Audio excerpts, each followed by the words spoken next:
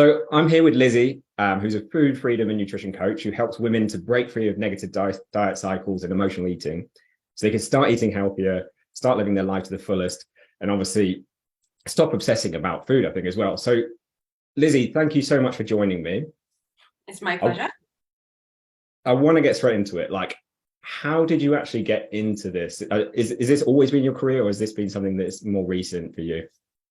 This has been pretty recent for me. But before I was a professional dancer, and then I went into being a teaching assistant, and it was about 5, 6 years ago, just after my eldest daughter was born, that I decided that I didn't want to go back to working in a school, and that I just really wanted to do something really meaningful, that felt really meaningful for me in my life. And that for me was in at the time to do nutrition coaching. But then as I started, I very quickly recognized that I needed to go deeper and more with these women that I was working with. And yeah, it just became this super passion for me because of my own story. And I think that's what really resonated with me when I started, was that I needed to bring my own experience to the work. Because when I started, I remember having this conversation with my husband. I was like, I'm trying to work with these women and teach them nutrition, but it just doesn't feel like it's sticking. It feels like they're all having these emotional eating patterns, and they're really obsessing about food. And it was funny because that had been my story, and my husband actually had to reflect back to me and be like, but Lizzy, that's your story, that's exactly where you were, and maybe you need to bring all of your learning to the table and not just try to teach them what they should be eating, or maybe these women are actually attracting to you because of your story of having an eating disorder and going through all of that yourself. And that's how I really morphed into becoming Love Health, and it being much more, I used to be called Food for Thought when I first started, which thankfully I changed because Scott Thomas's program is called Food for Thought. And I was like, no, I don't want to be, don't want to have the same name as that. So Love Health was born. And I've just been really supporting women with their emotional eating, obsessions around food, and just feeling like they can be free around food ever since. So yeah, been about 5 years and I absolutely love it. And you said you've got, your own history with this, with emotional eating and with other challenges around self-worth. Like, when did that start for you? Was that like in teenage years? Was that later? Like, when did that kind of start? That is, yeah, my negative relationship with food actually started when I was about 11. So really, really young. And we are obviously seeing eating disorders and, disordered eating patterns turning up in kids younger and younger these days. But yeah, for me, it was when I was about 11 years old. And I can just remember that I was, I had a lot of kind of like early trauma, and I was a very emotional child. I needed a lot of um, attention, in the sense of I was quite explosive in my emotions. And I think my parents really struggled to deal with that kind of the needs that I had, and so very quickly I think I started to kind of shut down elements of myself, really started to develop a low sense of self-worth, and really developed like a very victim-based mentality. I mean, that's all in reflection as an adult. Obviously, as an 11-year-old, I had no awareness of this. But I was bullied heavily as well, probably because of this victim mentality that I had developed, um, based on the fact that I always just thought that, because of my explosive emotions, because I was a very needy child, I felt like people didn't necessarily like me. And essentially, I always felt like I was upsetting people. So then I started to tread on eggshells and started to people please. And I think that people pleasing then led me into being bullied, essentially, because people could really see I can kind of walk all over this person, or, if I ask her for a lunch money, she's going to give it to me. And all of those things then really played into just this feeling of me just feeling like I wasn't worthy at all, and that people only gave me attention for negative things. And I can remember just reaching this point of just not wanting to eat, and it's becoming this very kind of, and this is, essentially a bit of a trigger warning for talk of eating disorders now, that I really started to control what I was eating at that point, because it felt for me like a way of controlling my environment. I didn't feel like I could control the bullies. I didn't necessarily feel like I could control my emotions. And so controlling food felt like a really easy way for me to kind of gain some level of control over my life. And so that went on for really long time, actually, until I was about, and I really kind of fluctuated between, and it sounds a bit crazy now to kind of say it, but I really fluctuated between anorexia and bulimic behaviors. So I would just really go in and out of these two polar opposites. And actually, you really see that quite a lot now. I see it a lot now, not necessarily with eating disorders, but with that binge restrict cycle. It's very much the same kind of pattern that I was in. I was in this really restrictive phase, and then I would go into a real binge phase and bulimic phase. And it was literally just a roller coaster until I was about 19. And at that point, I got into my first like proper relationship, fell in love for the first time. And even through that relationship, I was, had a very low sense of self-worth, was people pleasing, had a very, very kind of poor attachment style. I was very needy and all of that kind of stuff because of my low sense of self-worth. And eventually the relationship broke down. And at that point, that's when things got really serious for me, because I just used food, like I just became very insular. And I feel like I really lost my sense of self and personality at that point, and everything became about food. And I really, really became in quite a dangerous place in terms of my eating disorders. And thankfully, at that point, my dad, I'd been through the eating disorder program with the NHS a couple of times when I was younger, and I'd still always kind of come back to the eating disorder behaviors. That's not to put anybody off reaching out to that it just didn't kind of settle and work for me. But at that point, my dad got an amazing private psychotherapist. I worked with her for a year and really overcame so much of my struggles around food. But the mentality was still really, really strongly there. I moved to Spain, and then I came back and I went to uni and trained as a contemporary dancer. And all the way through my early adult life, I still was restricting. I still put a hell of a lot of worth on my body. I was still emotionally eating and secret eating, hiding food from my flatmates and my friends, and just disordered eating patterns. I would eat secretly on the way between places so that people didn't know what I'd eaten and things like that. And I just felt this complete sense of worth being wrapped up in the way that I looked and the way that my body was presented to the world. And it caused me a hell of a lot of, it was literally all I ever thought about. My whole life was just thinking about food. And even when I met my husband, my now husband, 11 years ago now, I was still really struggling. Really struggling. I was still emotionally eating, still secret eating, still having some level of kind of binging behaviors. And hilariously, I then became really into like paleo. And it just, because I started CrossFit with him because he was a diehard CrossFitter at the time. And I was like, got wrapped up into this world and became like hardcore. When I say hardcore paleo, I mean like my mum used to have to make me sweet potatoes instead of white potatoes because I was like, I'm not touching that. And now when I look back, I'm like, I thought at the time that I'd like healed my relationship with food and I was being super healthy, but actually it was just this other way of managing things and controlling everything. And even at that point, I was trying various diets that all felt like they were under the disguise of me doing it for my training and to improve like my body and my performance.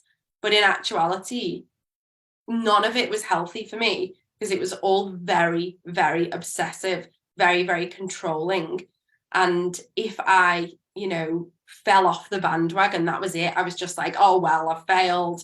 Let's just let's just eat for days and days and days, and I'll get back on it on Monday, or I'll get back on it in 2 weeks' time or whatever. And it was just a really negative relationship with food and a really negative relationship with my body still. Even after all that time, I was still using food for comfort, still using it as an element of control, and still feeling like my body, I just really hated my body. But actually it was just total disguise because I just didn't like myself. So yeah, that's kind of the story of what I experienced around my relationship with food. So it's been a really long journey, and it was probably about 15 years of really, really deeply struggling with this, and it being the only thing that I thought about. And even this morning, I grabbed an old journal and I found in the back just lists of what I'd eaten, just me scrolling down like what I'd eaten and the time that I'd eaten it, and things like that. And I was just like, wow, that's where I used to be. And how did it impact other areas of your life then? Maybe if we look more recently, like in like the last 5-10 years, so you've obviously been with your husband, like you've got children, like did it have an impact on other things that were going on around you and other people? Yeah, I think it hugely impacted my whole life, if I'm completely honest, because when you consider the amount of time and energy and effort that I was putting into food, like genuinely, it was the only thing that I thought about. And I think this is the case for it is the case for all of the women I've ever worked with. It's something they always say to me on a discovery call. They say, I literally cannot stop thinking about food. I'm obsessed with food. I wake up and I think about it. As soon as I've eaten this, I'm thinking about the next thing. And I'm like, yeah, I totally resonate, because that used to be me.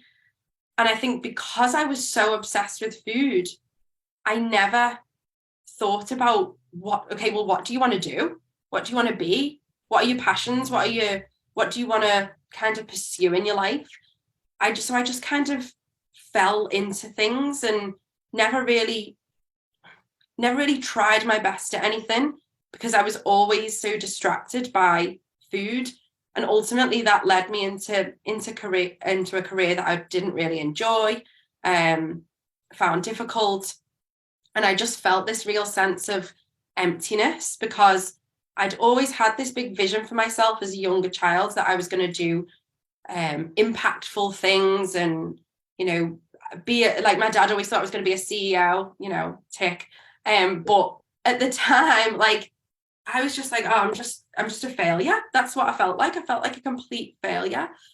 And when I met my husband, I can remember him. He was always Graham was Mr. Self-Development when I met him, and he annoyed me so much. I'm surprised we even managed it through the first year, because he was all about like, let's be better, let's do the deeper mindset work, like let's change, let's, improve ourselves. Where are we going? What are our goals?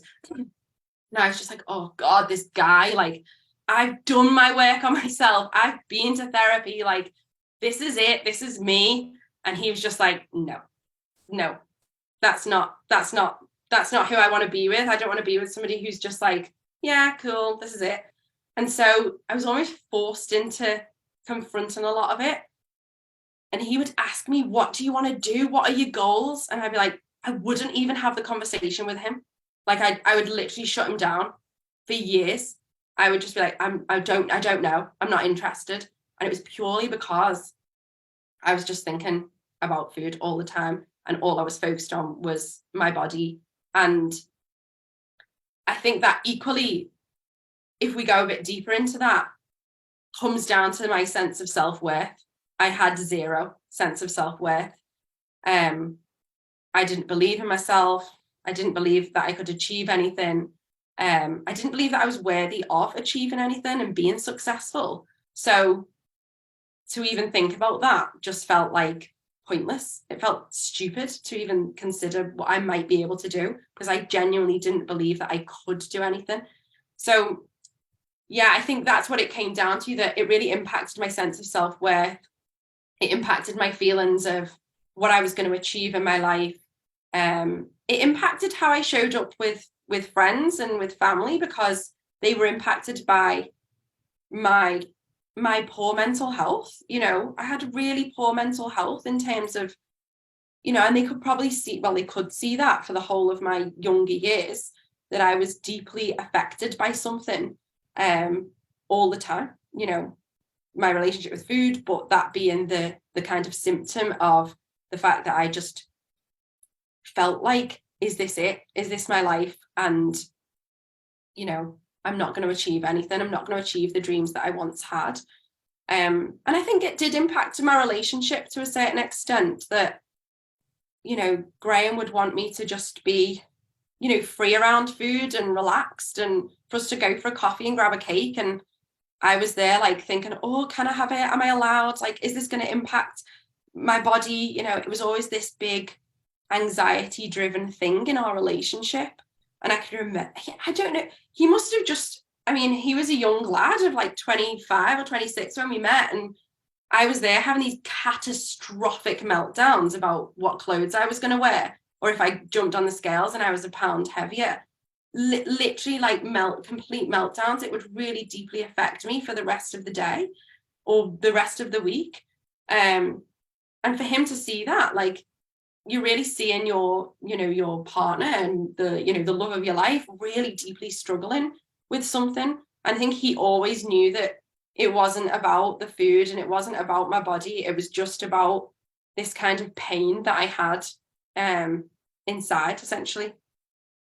And this, it sounds like a massive thing to overcome, right? It sounds like it's like a ball and chain or anchor keeping you stuck. Yeah. And I can resonate to both sides of what you said, because I had a lot of issues with self-worth at school, but also I then became Mr. Personal Development and really annoying in relationships. But like, how did you then like overcome this? I get that's a big question. There's probably loads of elements to it, but Yeah. give us a taste of that. How did you start to overcome it properly? Because you said you kind of like, you did things, you saw a great psychotherapist, maybe that was the first step, but you thought you were kind of healed and maybe you weren't. So how did you go about properly overcoming it, do you think? Yeah, this is a really interesting question. And I think this is why my work is so impactful, because of my story. So I really honestly, I believe that this was just it for me. I'd been to psychotherapy, like, okay, she was amazing. She got me through some really tough times. Like, this is just obviously me right now. This is what I'm going to be like for the rest of my life. I'm going to struggle not only with the food stuff, but with the self-sabotage and not allowing myself to achieve and all of that kind of stuff. I was just like, yeah, okay, this is just me. And then I got pregnant with my first daughter, and I had hyperemesis, so the very severe morning sickness. So I was vomiting a lot, you know, 8 to 10 times every single day. And at the very start of that, I was still trying to log. Now, this is absurd when I think about it now. I was still trying to log my food. Like, I was vomiting 8 times a day. I was still trying to log it in my Fitness Pal. I was still trying to drink green shakes and, you know, eat eggs. And I couldn't even say the word eggs. And I was, without thinking, being sick, and I was trying to eat them. And it was bad. It was really bad. And there was a kind of point, and I went to see an acupuncturist. She said, "What do you want to eat?" And I said, "I really just want to have salt and vinegar squares, tang fast sticks, and jacket potatoes with cheese and beans." And she was like, "Just eat that. Just eat that and get some energy in your body." And it was like I was being like torn apart. So I was just like, oh, but no, I need to be this super nutritious, like pregnant, CrossFitting mom, like, who's like amazing. And she was like, no, you just need to listen to your body. And I don't think anybody had ever said that to me before, like, listen to your body. And I was just like, what does that mean? Like, what does that even mean? And I struggled for the 9 months to listen to my body. Like, I still went to work until I was about 27 weeks pregnant. And the doctor literally signed me off and was like, you are not going back to work. This is absurd. You're being hospitalized and you're still trying to work. I was still trying to go to the gym. I was vomiting out of the car on the way to the gym, and Graham was like, Lizzy, you can't work out like this. And I'd be like, no, I'm it's fine. I'm going to do it. Like, what? It blows my mind now when I think about what I was pushing myself to do. And so, yeah, it was this learning curve of trying to learn to listen to my body. And throughout my pregnancy, I didn't do very well, essentially. I was still pushing myself way too hard when I reflect now. But it was postnatally. I went through some really difficult kind of mental health aspects of postnatal, anxiety and sleep problems and things like that. And I had to learn to listen to myself, and I had to learn to go slow and to manage to manage what my thoughts were telling me. And it was at this point that I was like, oh, hang on, like, I understand. I was becoming more conscious of who I was as a person and my patterns that I had in my behaviors and in my thoughts, and the way that I catastrophized everything, and the way that I always wanted to people please. When I had like an 8 or 9 week old baby, I drove from one end of Liverpool, literally 40 minutes to the other end, to just go and see a friend. And I was bouncing around, going all over the place, just trying to people please everyone. And it was at this point that I was like, no, I need to start listening to me. I need to take the lessons that I was trying to learn in pregnancy, listen to my body, but also listen to my mind, and start to do that deeper work. And it was that point that I started to work with like different coaches and things like that to support me through that period. I started to read books about mindset and rewiring an anxious brain, and 10% happier, and all of these books, that were kind of out there. I'd never really wanted to encounter because I was just like kind of against self-development. And it was that point that things with my food and my body started to turn around, because my self-worth started to improve. I wasn't people pleasing as much anymore. I was really recognizing these like underlying patterns that were underpinning my need for control, or my discomfort. This is the biggest one for me, my discomfort with feeling any kind of emotion. As soon as I felt any kind of emotion, I just wanted to eat, or I wanted to not eat.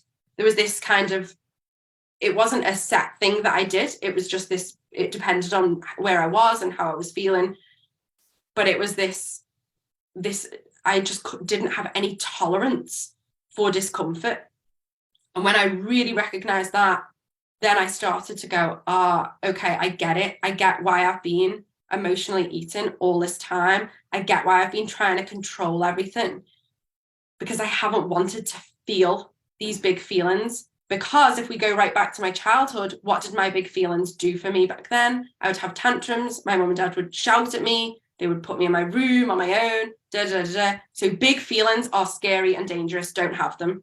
And that was, obviously do have them, but that was what my brain learned. Don't have big feelings because they are dangerous and scary. And so instead of, and that's not to say I didn't experience big feelings and big emotions, but actually what would happen with me all the way through my teenage and early adult life was that I would hold everything down and try and compress everything, control food, emotionally eat to numb out the emotions, or try and numb out the emotions. And then I'd almost like explode. And I'm sure people will resonate with that.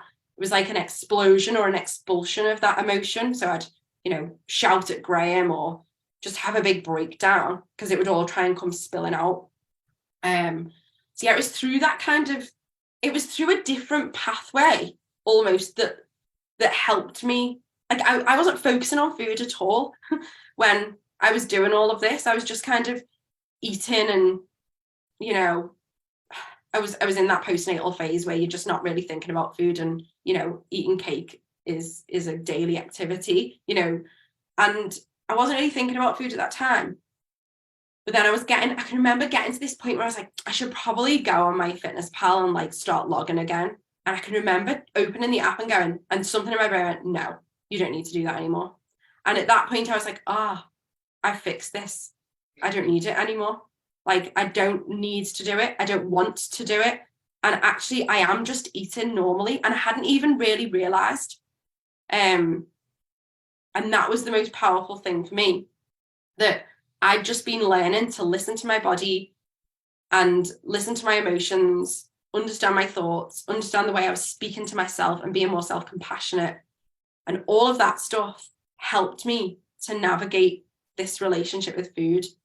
And it was at that point that I then kind of became aware of intuitive eating. And so then I was like, okay, I can start to get more in touch with my hunger. I can start to get more in touch with my fullness cues. And yeah, it was just, and then I was kind of, I will never say I was done, because I think there's always more development for you to do. Always, always, always. But in terms of the food stuff, I was like, cool, I don't need to emotionally eat anymore. I don't need to control my food anymore. And I don't genuinely don't think about food anymore at all, unless I'm literally about to make my lunch, you know. And for some people that would be like, what? How does she not even think about it? Because they're in this place where they just obsess. But it is totally possible to get to the point where it's just not a big thing anymore. And you obviously did this through lots of trial and error, trying lots of different things. We'll come onto your program in a bit and how that works, because obviously it's the same thing we did, figuring out the solution and then trying to make it much quicker for other people. So it doesn't take many, many years. But it sounds to me like the symptom of a lot of issues was the emotional eating. Is that right to say? And then there were you peel back sort of the layers of the onion to like all these different things underneath, from like self-worth to childhood trauma that were underneath that kind of need to be healed or addressed. Like, do you think emotional eating is like almost always caused by some sort of past trauma initially? In my opinion and my experience, yes. Now that doesn't need to be, and I think this is where people might pull back and go, well, I haven't experienced any trauma. Because the vast majority of us would say, if I said to the vast majority of people in the street, have you experienced trauma? They would say, no. Have you experienced childhood trauma? No. I had a nice childhood. That's what the vast majority of people, when they come to work with me, that is what they say. I had a nice childhood. It was fine. But then when we start to peel it back a little bit, they go, well, actually, my mum was pretty volatile. Like, she would shout at us quite a lot. And, you know, she would put me in my room on my own and things like that. And they start to go, oh, actually, yeah, that makes sense. That I was always walking on eggshells with my mum because, or my dad, maybe their dad was, you know, always at work. And when he came home, he was really angry. And, you know, their mum might have been people pleasing with their dad. And, you know, they'll go, oh, there was no violence or anything like that.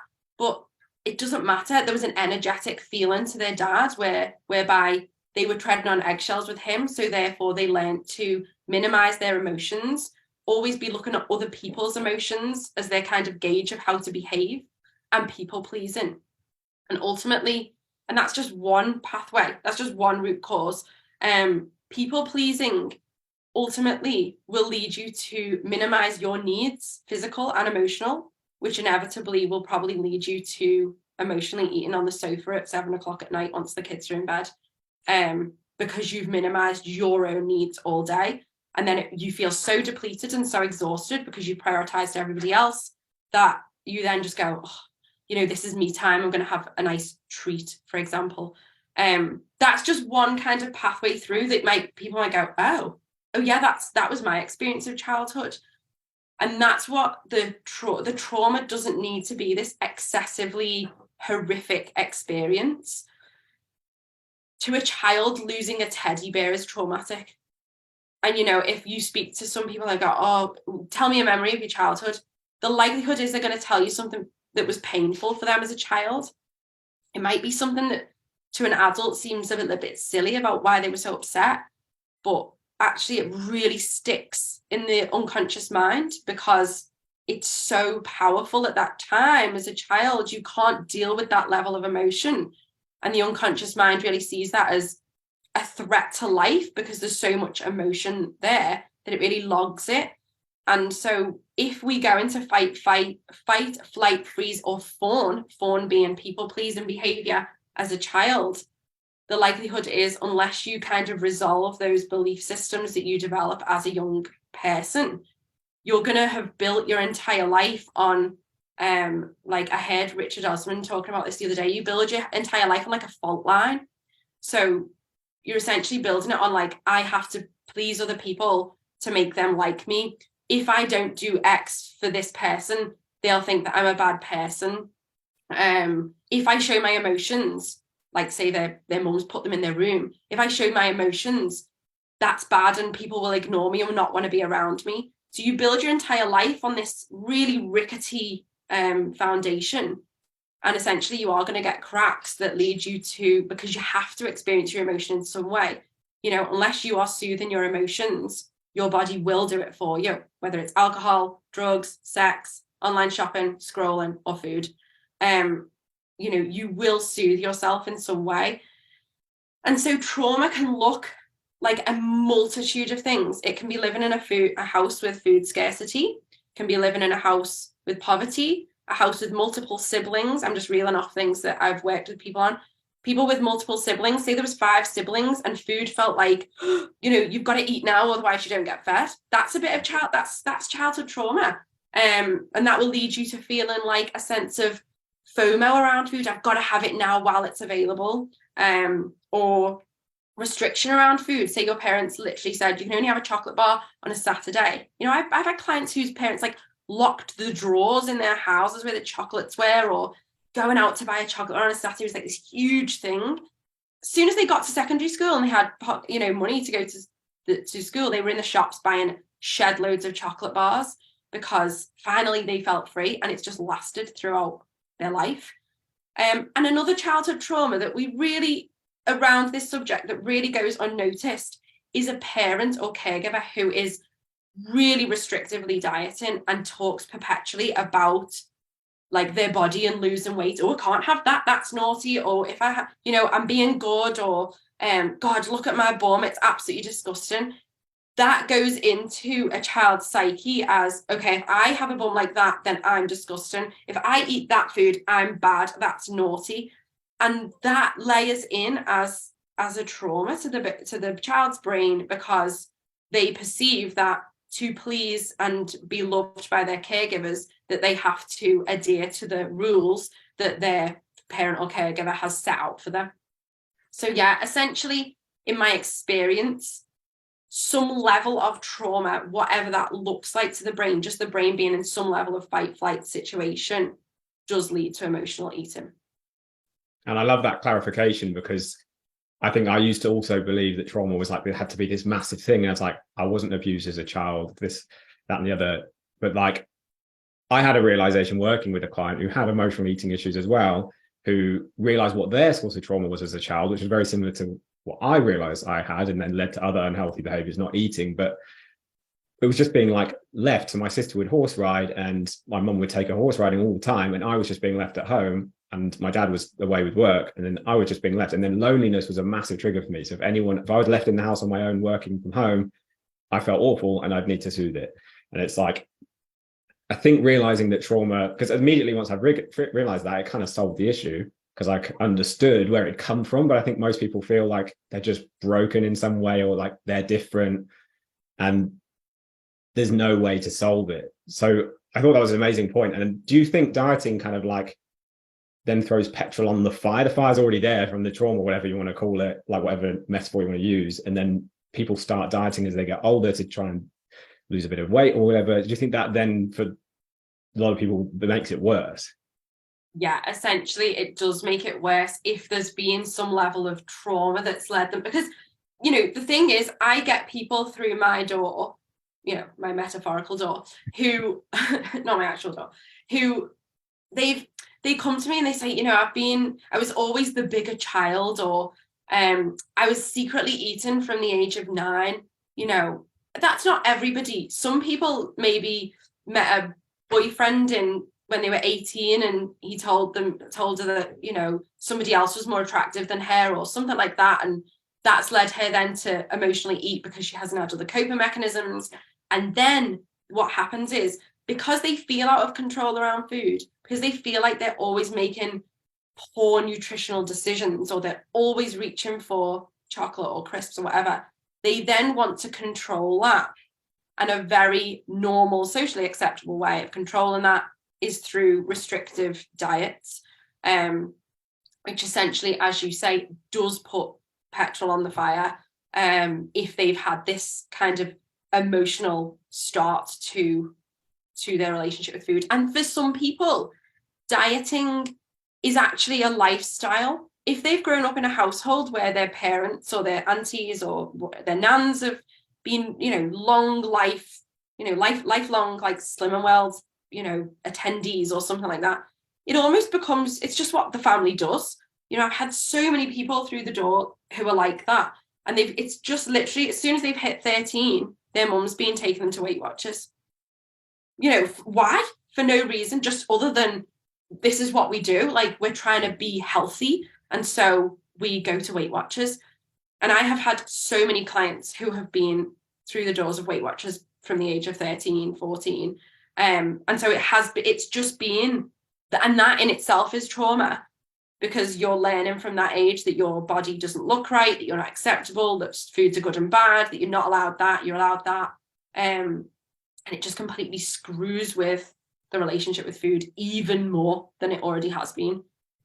And like the big one I see is like the minute the scales go up, that's bad. You don't get your round of applause, whatever. The minute it goes down, you're good. And you'll know as well as I do from working with women, there's so many reasons weight fluctuates. There's nothing to do with anything you've done. Hormonal changes, stress, hydration, salt intake. Yeah.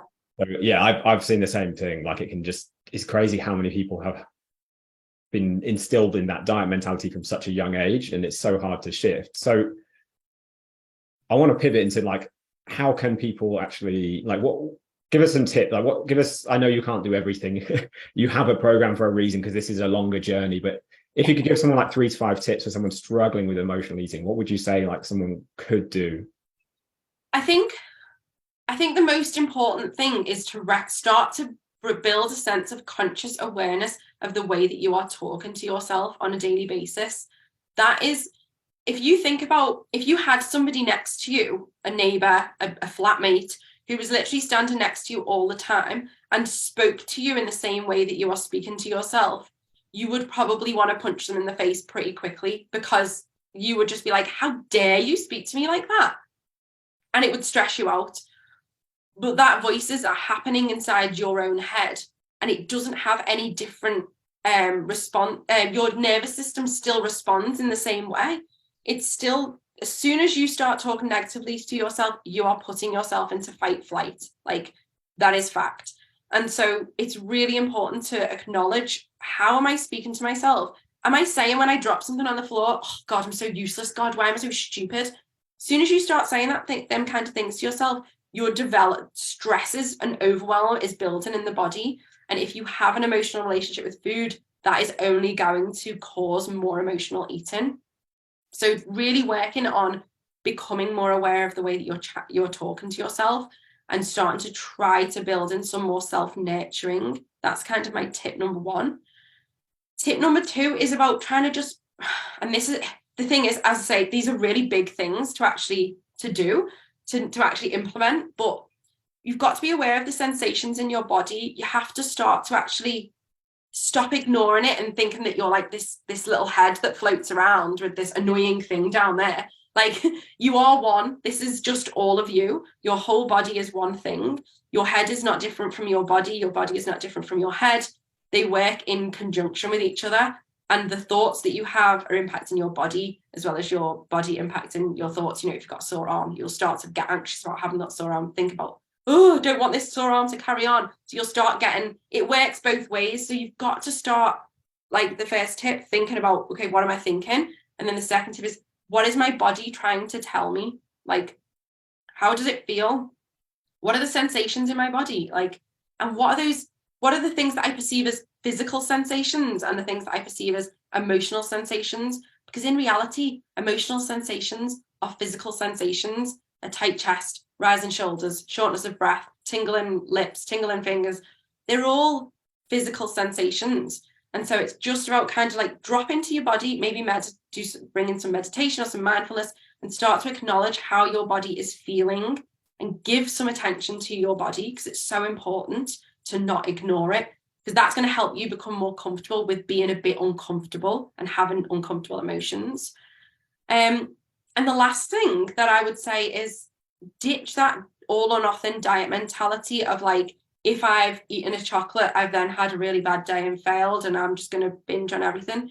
Eat regularly and allow yourself to have those fun foods without that sensation of guilt. And as I say, that's a really big thing to navigate through, because if you've had 30 years of guilt, it's not going to go away overnight. But yeah, those are kind of it's a really big piece. There's a lot of pieces to the puzzle, but essentially understanding your thoughts and the way that your mind is working, getting in touch with your body and start listening to it, are probably the most impactful things, and including more fun foods throughout your day as a choice, not as a, oh, sod it, I'll just eat it and binge. Like, oh, I'm going to actually sit down, have a cup of tea with a chocolate bar right now because that's what I would like to have. So yeah, those are kind of three pretty basic tips, but complex tips at the same time. Yeah, like I understand it's like it's a big puzzle, as you said. There are three little puzzle pieces. You need to build the puzzle to get the full picture, and you do that inside your program. I know you've only got a couple of minutes, but just give us a very quick run through like how that process works. If someone wants to work with you, we've had a couple of clients actually work with you from Trinity, and they've had amazing results. So give us a quick overview. Yeah, so basically I work one-to-one, and I also work in a group program. The group, I'll talk quickly about the group program because I just love the group program so much. That it's a 5-month program, and the 5 months, because people have been doing this for years and years and years, we have to dive really deeply into it, and we just really focus on. It's a roadmap essentially. It's essentially like me saying, right, this is what I've done, this is what I've learned through all my qualifications. Here you go. This will literally get you, if you do this and you work really hard, you will get to the other side of this emotional eating situation that you're stuck in right now. And we work on building strategies to prevent binges, understanding the way your thoughts and brain and subconscious mind are working around binge behaviors, really learning to like rewire your brain and reframe your thoughts and build this sense of self-nurturance, understanding how to learn to trust your body again, and deal with hunger and build awareness of fullness and all that kind of stuff. And we also really do talk about like building a positive relationship with movement and other positive, healthful habits as well. And it looks like coming to a group call each week, being on a call with other women who are struggling and with the same things as they are. And that is the beauty of it, because they really get this sense of community of, oh my God, I'm not on my own. I'm not a weirdo for sitting and eating snacks in my car. That person's doing it as well. And that is so powerful, because it just allows people to move on much quicker from it, because they don't feel that big sense of shame anymore, because they can see that other people are dealing with it. And it is such an impactful process, such an impactful program. One woman really springs to, obviously I've worked with like over 100 women now and taken them through this process, but this one woman really always springs to mind. She always said that she was 48, she'd been dieting since she was 13, and she binged 2 to 3 times a day, emotionally eating, grazing constantly. She said she felt like she had a suntan from her fridge because she was constantly opening and closing it. She felt really overwhelmed by food choices, always thinking about food, wandering around the supermarket for hours, just like, what can I eat? What should I eat? The first time I ever asked her to look in the mirror and look at her own body, she burst into tears. And she said, I am not a crier, but this would be really big for me. So I worked with her for 5 months. She now sends me regular photos of herself in a bikini. And because she just feels so empowered in her own body, and she doesn't binge anymore. She hasn't got a suntan from her fridge, and she doesn't think about food constantly either anymore, because she's navigated all of this and she doesn't need food in the same way at all anymore. It's become a positive role in her life rather than this real negative role. Incredible results. Amazing. And like, if someone wants to find out more about what you do, Lizzy, like, where is the best place for someone to go? The best place, if I'm honest, is Instagram. I hang out there a lot. So I'm at luv.health. And you can find me on there. You can come and reach out, send me a DM. You can also email me. I'm sure you will have like my email to put in the kind of show notes and stuff. But email or Instagram is the best place to find me. I am on LinkedIn at Lizzy Delaney. if you're more on LinkedIn. Yeah, I'm very active on social media, so if you come and drop me a DM, I will respond pretty swiftly. Amazing. I'll drop all of those links into the show notes for people who do want to find those and need the full links. But Lizzy, I just want to say thank you so much for joining us today. It's been really fascinating. There's like about 1,000 more questions I want to ask you. So we'll have to do a follow-up episode if you're up for that. Definitely, I'd love to. I've absolutely loved speaking about this. It is my absolute passion. So yeah, thanks for giving me the opportunity to chat to you about it. Amazing. Well, thank you so much. I hope you have a great rest of your day, and we'll see you on another podcast soon, I hope. Amazing. Thank you. Cheers. Bye for now.